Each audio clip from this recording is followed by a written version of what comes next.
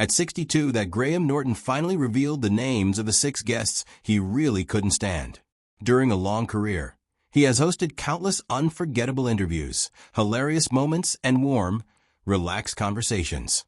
The experience, however, has not always been pleasant with every celebrity. But before those names are revealed, his life and rise to fame speak of building charm, humor, and vulnerability into a powerful career.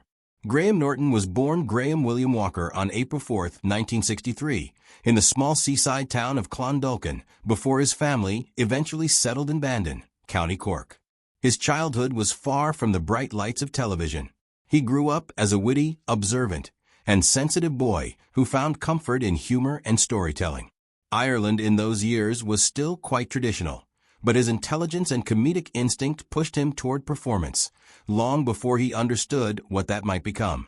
He attended University College Cork for a time, yet his heart drifted toward theater, leading him to the Central School of Speech and Drama in London.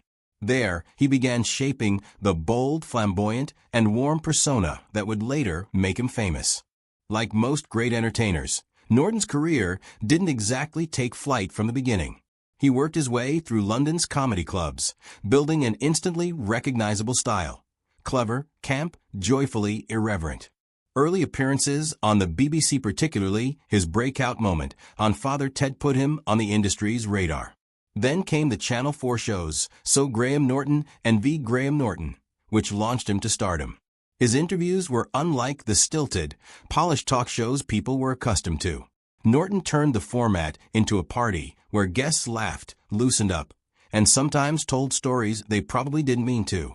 His humor balanced sauciness with kindness, outrageousness with warmth. Viewers tuned in for the celebrities but stayed for him. When The Graham Norton Show finally hit the BBC in 2007, he was already the most unpredictably delightful interviewer on television. The red sofa soon became a cultural landmark, where Hollywood stars, musicians, and rising talents sat all together in a relaxed, lively atmosphere.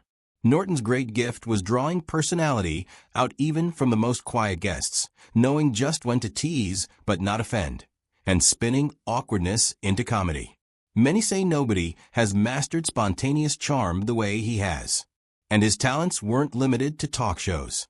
He grew into the most beloved commentator that the UK had for the Eurovision Song Contest, following in the footsteps of Terry Wogan, with his own brand of lovely sarcasm. He became a popular radio host, novelist, and judge on RuPaul's Drag Race UK. His novels were unexpectedly emotional and grounded, showing the deeper, more thoughtful side casual fans might not have expected. On October 2, 2010, Norton took over BBC Radio 2's Saturday morning show from Jonathan Ross. From the very first broadcast, he brought humor, quick wit, and energy to the weekend slot. Maria McErlane then joined him as the show's agony aunt in the very popular Grill Graham section, where listeners sent in their dilemmas and heard Norton's hilarious yet intuitive replies. The show was also made to include interactive features such as In Tune with a Tale and I Can't Believe It's Not Better, adding fun, nostalgia, and imagination to Saturday mornings. Unique music jingles, including specially commissioned ones by the BBC Radio 2 Orchestra, gave it a theatrical, memorable identity all its own. Apart from what he has accomplished, Norton is a cultural icon whose impact goes way beyond entertainment. For LGBTQ+ viewers who grew up without visibility, he became a beacon of confidence and humor. He has spoken openly about fears, relationships, fame, and vulnerability, deepening the connection he shares with his audience. His laughter, his timing, his kindness, these have made him not just a star, but a comforting presence for millions. On a personal level, Norton reported marrying John O'Mloud in 2022. Their private relationship was filled with warmth, respect, and quiet strength. Though Norton lives in the public eye, their partnership reflects a quieter, anchoring side of his world. Their wedding, celebrated among close friends and family, marked a new chapter of companionship built on love, privacy, and shared values. After decades of interviews and countless celebrity encounters, Norton finally felt comfortable admitting that not every guest was easy to handle. At 62, he named 6 guests he truly could not stand. These were the ones whose behavior, attitude, or sheer chaos turned their appearances into memorable challenges. In a career built on patience, humor, and unshakable charm, these six stood out as the rare exceptions who tested even Graham Norton's legendary hospitality. Number 1. Mark Wahlberg. The first and most infamous name on Norton's list is Mark Wahlberg. Norton described the experience of Wahlberg's 2013 appearance as pure chaos, calling it hell. He explained that when Wahlberg first showed up, he didn't seem drunk, but about 15 minutes into the show, something clearly hit him. Everything fell apart from there. Wahlberg started interrupting other guests, hijacking conversations, and making it almost impossible for anyone to finish a story. At one point, Norton turned and saw Wahlberg asleep on the couch while Michael Fassbender was talking. Norton later clarified, "We don't encourage that, which means the show doesn't get guests drunk." Wahlberg simply showed up in a condition that derailed the entire episode. Number 2. Mickey Rourke. Another testing guest Norton remembers is Mickey Rourke. According to Norton, Rourke came with half a bottle of Jack Daniels and spent the taping chain smoking. "I'd turn away for a second, and he'd have lit another cigarette. It was so boring. You feel like a teacher taking children on a school trip, not a chat show host." The constant smoking, with his lack of enthusiasm or engagement and being distracted in the interview, was exhausting and far from the lively, spirited energy the show uses. Number 3. Kevin Costner. Poor Kevin Costner, another A-list star who didn't exactly get on Norton's wavelength. He was standoffish and seemed to act like talking was a chore. Norton even went as far as to say that he would ask him a question, and he looked like, "Do I really have to talk to this man?" According to Norton, Costner responded with half-hearted answers, seeming to prefer silence. But suddenly, when Helen Mirren chimed in, he perked up, apparently simply not interested in connecting with Norton himself. His reluctance to join in the warm, playful atmosphere of the show made for a rather formal, strained interview. Number 4. Robert De Niro. Robert De Niro, one of Hollywood's most respected actors, also made Norton's list. Norton described him as a benign presence, meaning De Niro wasn't rude, just difficult to interview. He rarely told stories and often seemed unsure why he was there.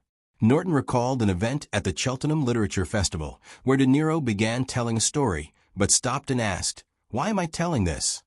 Nobody knew, and it completely fell flat. For Norton, this reticence in De Niro made the interview lifeless, as though he was appearing out of obligation rather than interest. Number 5. Harvey Weinstein. Probably the most unsettling name on the list is Harvey Weinstein. Norton has stated that Weinstein is his least favorite guest ever, not only because their interaction was awkward, but also because Weinstein wouldn't stop insisting on being on the show after being turned down. Weinstein continually sent emails to Norton, which were described by him as strange and obsessive, and in hindsight, deeply troubling. "It was sort of chilling in retrospect," he said. Such persistence showed a darker, predatory side, which Norton fully realized only later, when Weinstein's crimes had already come to light. Number 6. Daryl Hannah. Daryl Hannah features on the list for completely different reasons. Norton explained she wasn't being rude or diva-like. She was just scared.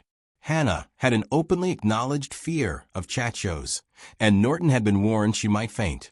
During the interview, her terror was palpable, and that episode suffered because of just how nervous she was. Norton admitted it wasn't a great show.